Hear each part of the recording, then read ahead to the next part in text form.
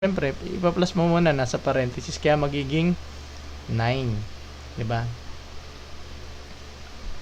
Okay?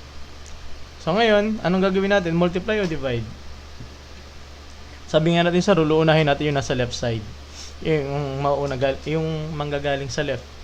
So multiply mo 'yan, magiging ilan? 72 divided by 2 magiging 7. Tama, 72. Tapos di-divide mo sa 2 magiging 36. So, yun yung ating sagot, no? Okay? Unahin natin lagi yung nasa left side. Okay, huwag nyo kalimutan na, left first. Okay? Letter A. Number 3. Simplify. So, same scenario, no?